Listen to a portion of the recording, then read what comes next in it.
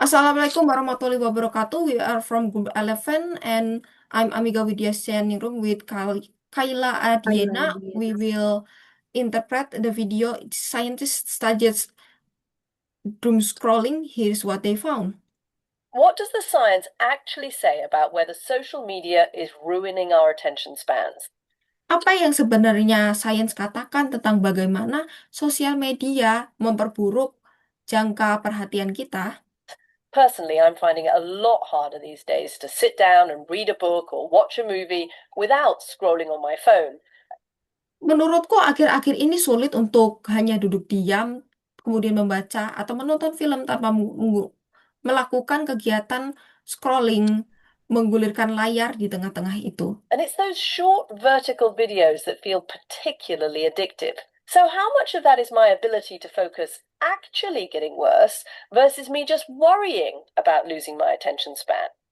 Jadi ini merujuk spesifiknya ke video vertikal yang pendek kemudian digulir-gulirkan itu membuat efek ketagihan. Jadi apakah sebenarnya ini memengaruhi kemampuan fokusku jadi lebih buruk atau ini hanyalah ketakutan saja gitu. All of these fears are fairly new, so there's not a ton of high quality studies that have been done, but there are a few. And recently, the science YouTuber Joss Fong posted a really great explanation on her channel Howtown. Jadi karena ini adalah kekhawatiran baru ya akhir-akhir ini studinya itu belum banyak keluar tapi sudah ada beberapa dan baru ini ada seorang YouTuber sains bernama Josh Fong yang mengupload sebuah video riset di channel YouTube-nya yaitu Howtown. Where she dove into what the existing science can tell us about whether that brain rot is real or if it's all just in our fearful heads. Di mana di video itu beliau menjelaskan pendalaman bagaimana sains menjelaskan apakah brain rot itu nyata atau itu hanya ketakutan di kepala kita saja. In this conversation about attention spans, there's a phrase that I keep hearing, which is brain rot. What do we actually mean by that phrase, brain rot? Jadi di percakapan kali ini ya akan ada frasa yang tetap kita dengar terus-terusan yaitu adalah brain rot. Sebenarnya sih apa itu maksudnya brain rot? Rot. What are we actually thinking is happening to ourselves and what is happening to ourselves? Jadi apa yang kita pikirkan yang terjadi ke kita dan apa yang sebenarnya terjadi dengan diri kita. I think what people mostly mean when they talk about brain rot is a kind of low quality internet content on mostly algorithmic social media feeds, probably primarily these short form video feeds, but also things like on Reddit or Twitter. I think people imply a low quality, but Yang sebenarnya orang-orang bilang ya soal brain rot itu adalah video-video pendek dan kualitasnya rendah itu yang banyak berkeliaran di algoritmanya sosial media. Itu nggak cuman di satu platform aja tapi juga ada kayak misalnya di Reddit atau di Twitter gitu dan ini kualitas itu rendah ya. Jadi also they're implying a certain effect that they have on their that this is having on our minds. Jadi ini ada efek khususnya ya. Ini merujuk juga brain rot itu merujuk ke efek yang video itu berikan kepada eh, otak kita gitu yang mempersepsikannya gitu. So it's the content and the impact of the content. Jadi itu kontennya dan eh, bagi dan dampak dari kontennya itu gitu. I think so. Yeah, and for me the question has been if I'm spending more and more of my life consuming this kind of media, is that having an impact on my brain? And I think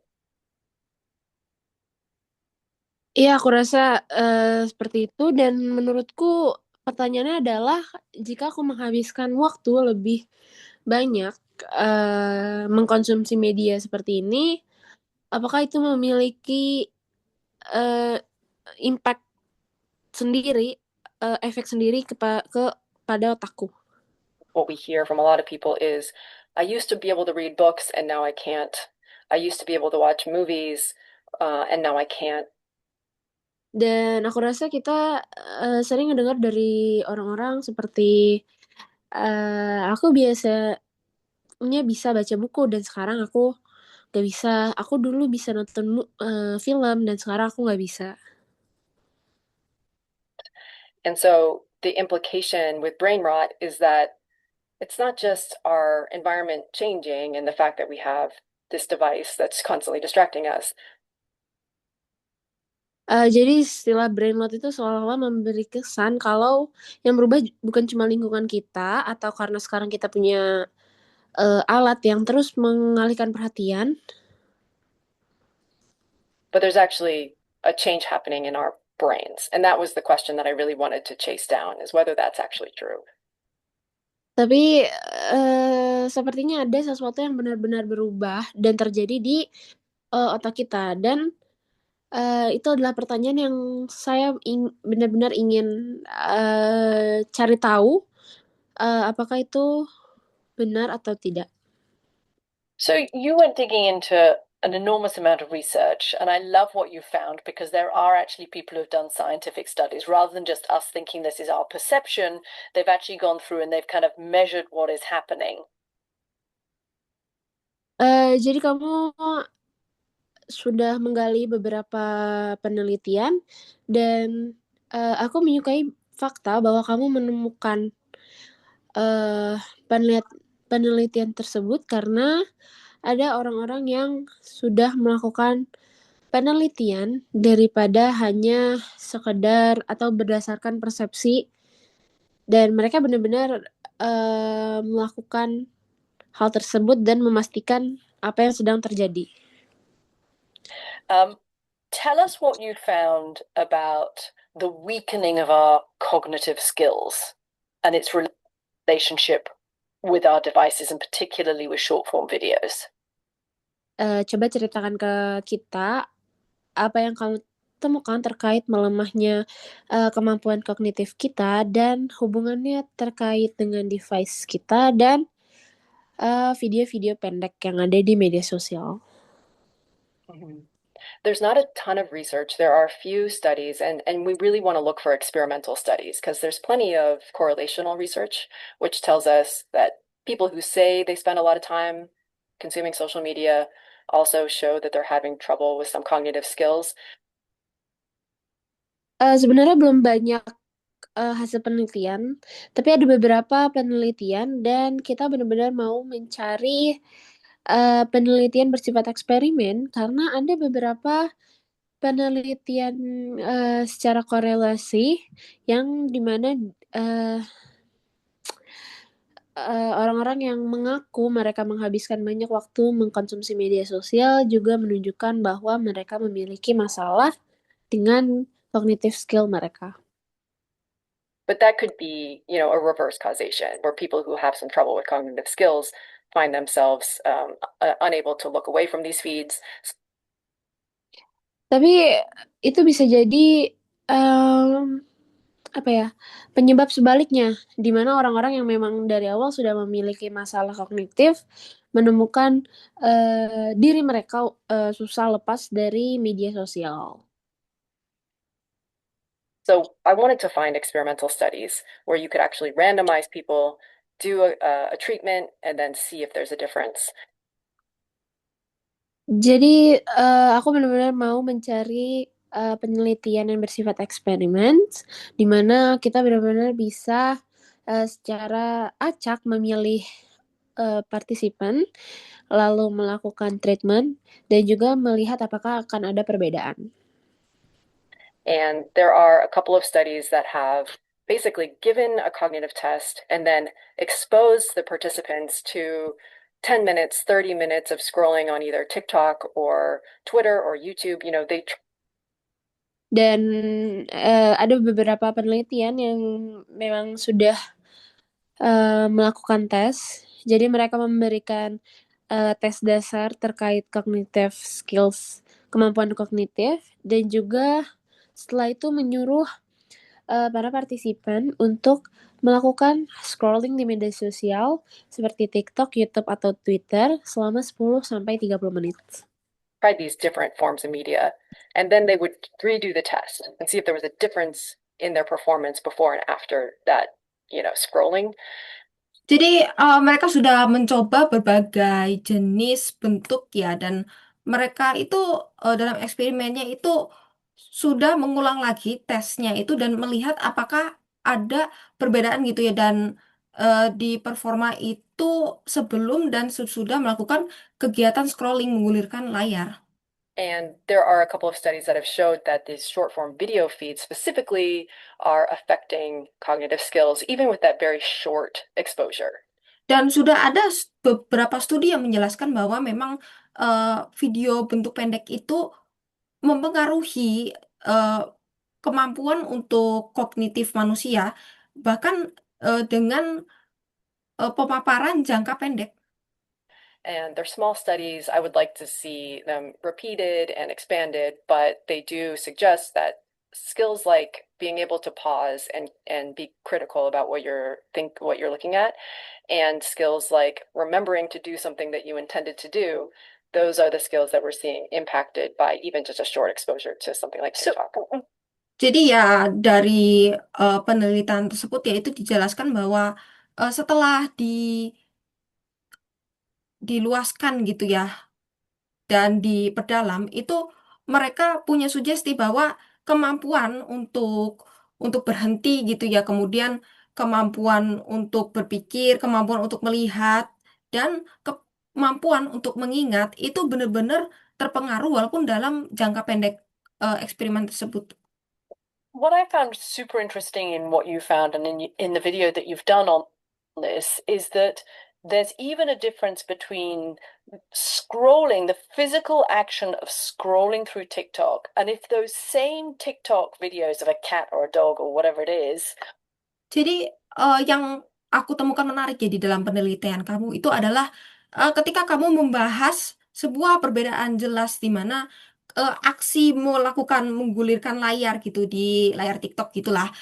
Kalau misalnya videonya itu misalnya tentang kucing atau anjing lah ya atau sejenisnya itu apapun itu kalau dibandingin sama video yang disatuin gitu disatuin menjadi dalam bentuk video montage gitu itu apakah ada sesuatu yang membuatnya seakan pergerakan menggulirkan itu ya itu ada bedanya gitu dengan hanya sekedar menonton saja gitu menonton video konten yang sama gitu. Are merged together in a kind of like a montage style. That there's something about the act of literally physically scrolling as opposed to just watching, even if the content is the same content, that affects our brains in different ways. Am I getting it right?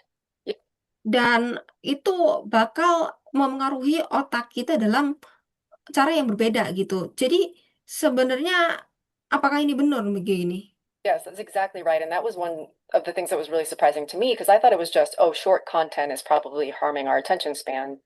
Ya, itu benar sih ya. Bahkan aku sendiri juga terkejut soal itu gitu. Saya kira juga sebenarnya apakah ini video pendek aja gitu yang benar-benar memperburuk jangka fokus kita. But it's not that the content is short.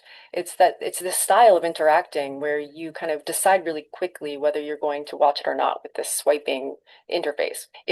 Jadi sebenarnya itu bukan masalah kontennya yang pendek atau kagak gitu. Jadi itu lebih ke masalah bagaimana kamu berinteraksi dengan konten itu memutuskan apakah kamu bakal nonton itu atau enggak. Kamu bakal gulirkan ke bawah dengan fitur interface untuk menggulirkan gitu. We're forced to just watch a long string of videos. You don't see that deficit in the cognitive performance that you see when you're interacting with these apps as they're designed. Kalau misalnya kita dipaksa untuk tetap nonton video panjang, kita nggak akan bisa ngelihat berkurangnya kemampuan kognitif kita gitu. Di mana itu kita lihat ketika kita berinteraksi dengan aplikasi yang sudah didesain seperti ini. And that design is actually key to making them work. And so it's kind of built in, which led me to wonder whether we should even continue to make this form of content. Dan desain seperti ini sebenarnya adalah kunci untuk membuat aplikasi tersebut bekerja gitu. Jadi itu sedikit membuat aku bertanya-tanya, apakah kita harus terus melanjutkan untuk membuat konten-konten seperti ini? Do you know why that is, Joss? Did you get a sense of why what it is about our scrolling as opposed to just watching a montage? Jadi kamu tahu gak kenapa bisa begitu, Jos? Menurutmu apa penyebabnya? Apa yang ngebuat aktivitas scrolling kita itu berbeda dibandingkan kita cuma nonton kumpulan cuplikan video? Well, I think that there's something about the kind of flow that you get in when you're scrolling these feeds. You're making these really quick judgments about whether you want to keep watching, whether it's worth your time. And I think that that may switch our brain into a less reflective state, kind of a little bit more compulsive, a little faster acting. Ya, jadi aku ngerasa ada sesuatu seperti alur yang ngebawa kita ketika kita ini scrolling di sosial media tersebut.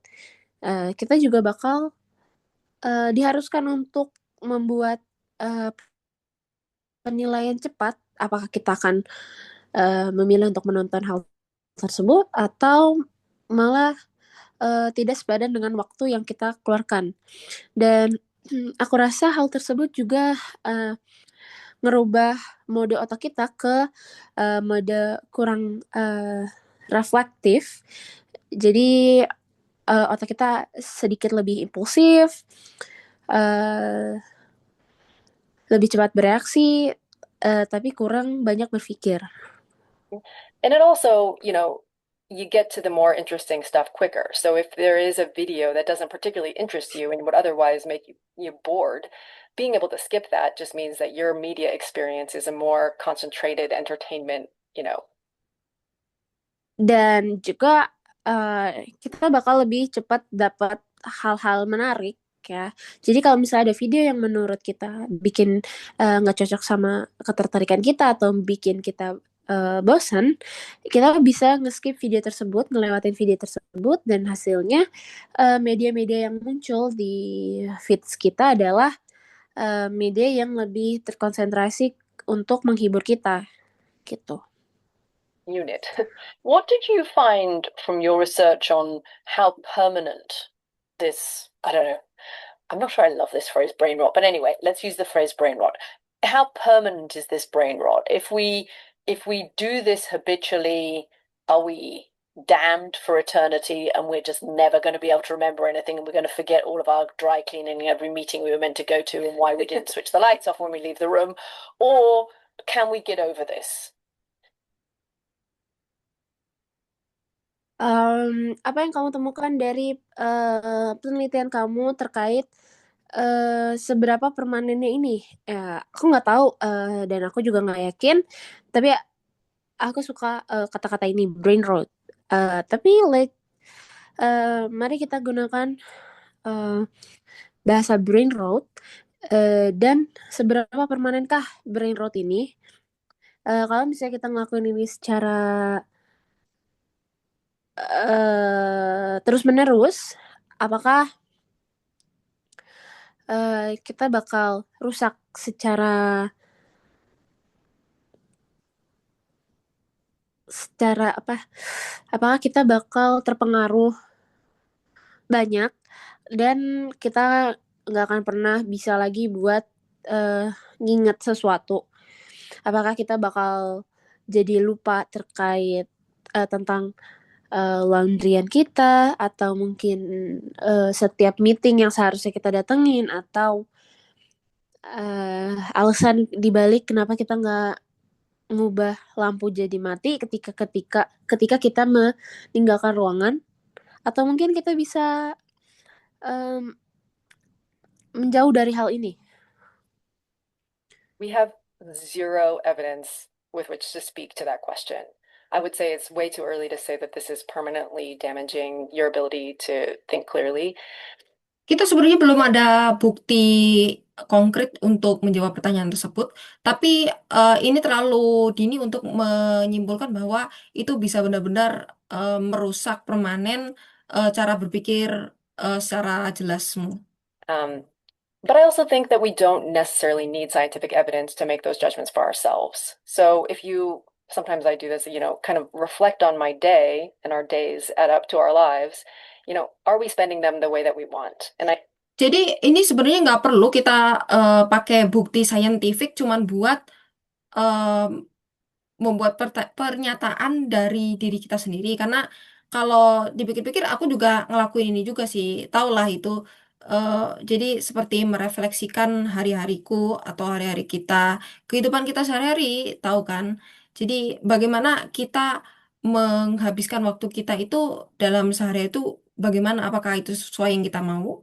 I think that the overwhelming experience of people who get hooked on these feeds is, God, I wish I didn't spend those 3 hours that way. And so I think Yeah. that tells Jadi ya aku mikir gitu, kebanyakan orang-orang yang berpengalaman kayak begini ya, itu yang suka nyangkut sama feeds mereka di internet gitu ya, itu mikirnya gini, aduh harusnya gua jangan menghabiskan 3 jam buat ngelakuin itu aja gitu. Dan jadi aku pikir kalau kamu, Kind of grossed out by yourself. jadi kamu agaknya kecewa gitu sama dirimu. yeah, it's kind of like, well, I kind of don't remember anything that I just watched. I know I laughed at some of it. Maybe I shared it to some friends, and maybe that helps maintain those relationships in some way. But generally, we kind of regret the time we spent. Eh, jadi ya itu sebenarnya aku nyesel ya gitu dan bahkan aku nggak inget apa aja yang aku tonton dan aku bisa ngetawain soal itu aku cuma ketawa-ketawa aja sih ya. Dan ketika aku bagikan pengalaman itu sama teman-temanku ya itu mungkin kukira bakal mempertahankan hubungan pertemanan kita gitu tapi sebenarnya kita lebih ke nyesel aja kenapa ngelakuin itu doang gitu. Our phones are like a monkey playing a trumpet. And if you're wondering why you can't read your book, you have to ask if that monkey is like in the room with you.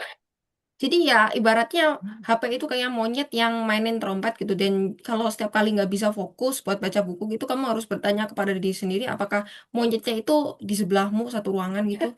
And that most of the time, when we're having trouble focusing, it's because the monkey's playing the trumpet right next to you. Dan ketika kita punya masalah fokus itu berarti monyetnya sedang memainkan di sampingmu. Yeah. And I Such think a great way. I love that way of putting it. And yeah. actually, if you moved the monkey away and the sound of the trumpet was quieter, you'd be able to focus on what you were doing. Right. Jadi ya aku suka cara kamu mendeskripsikan itu. Jadi ibaratnya kalau kamu pindahkan monyetnya itu keluar dari ruangan itu suara monyet itu trompetnya bakal jadi sunyi dan kamu jadi bisa fokus lagi kan dengan apa yang kamu kerjakan. Benar? Try that. Move the monkey away for 3 days and see if you can find yourself reading a book or engaging with the thing that you want to be focusing on. Coba aja itu monyet dipindahin keluar selama 3 hari aja gitu. Nanti lihat perbedaannya bagaimana kamu bisa fokus dalam baca buku atau kegiatan lain.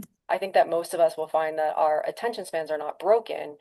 We are just carrying the monkey around with us all the time. So Jadi sebenarnya yang rusak itu bukan jangka fokus kita, tapi lebih ke masalah kita bawa-bawa monyet itu terus kemana-mana. After doing all of this, did you change your screen consumption habits? And I'm not really talking about time here so much. I'm talking about the content of what you were looking at.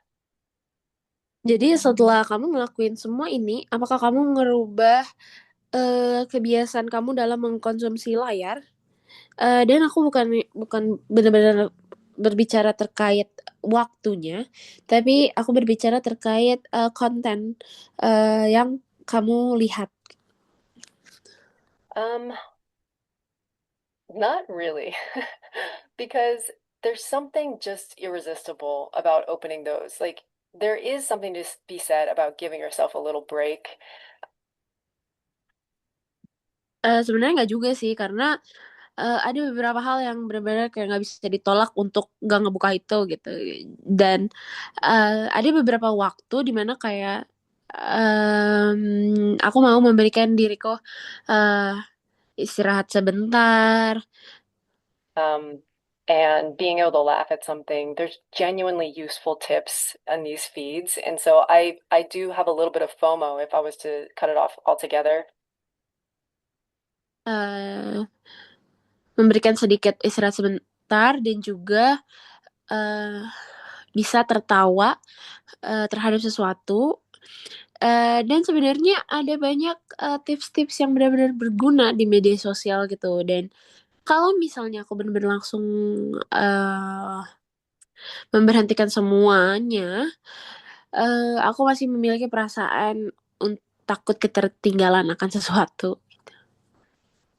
But I will say it's useful to really create really strict boundaries around when you use it. Tapi aku bakal bilang cara buat gunain itu secara benar ya adalah ngebuat batasan secara ketat di sekitar ketika kita menggunakan hal tersebut. So you're not going to be able to limit the time. So don't tell yourself, I'm only going to scroll for 15 minutes. That's a terrible strategy. Kita nggak akan bisa buat ngasih batasan waktu. Jadi jangan bilang ke diri kita kayak eh, aku cuma bakal scrolling untuk 15 menit dan itu benar-benar strategi yang payah. What you need to say is, I only scroll while I'm walking on the treadmill or while I'm pooping. You know, like literally only in those domains. Otherwise, I don't open it. So Jadi yang harus kamu lakukan adalah ngomong ke diri sendiri bahwa oh aku bakal scroll ketika aku cuma lagi jalan di atas treadmill atau cuma ketika di toilet gitu. Dan ya seperti yang kamu tahu cuma di hal-hal seperti itu aja gitu. Di luar hal itu aku nggak ngebuka sosial media. try to do that kind of thing, but I have to say it's sort of an ongoing struggle for me, and it's an ongoing struggle for us at Howtown to wonder if we should keep making these kinds of videos because they are really important for creators, but ethically, I'm still not sure whether we should be participating. Jadi aku mencoba hal tersebut, tapi aku harus bilang kalau misalnya hal tersebut masih jadi ujian, cobaan, tantangan buat aku, dan itu adalah tantangan juga yang sedang berlangsung kepada tim kami di Howtown, dan bikin kami juga bertanya-tanya apakah kami harus terus membuat video-video seperti ini karena video tersebut atau konten tersebut sangat penting untuk para creators, tapi secara sisi etika aku masih nggak yakin untuk partisipasi. Joss Fong, thank you for your honesty.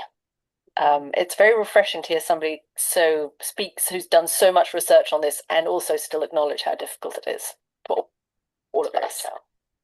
Oke, Joss Fong, terima kasih untuk kejujuranmu dan itu benar-benar seru banget untuk mendengar seseorang yang sudah melakukan banyak penelitian terkait ini dan tetap menunjukkan bahwa ini masih susah dilakukan untuk kita semua.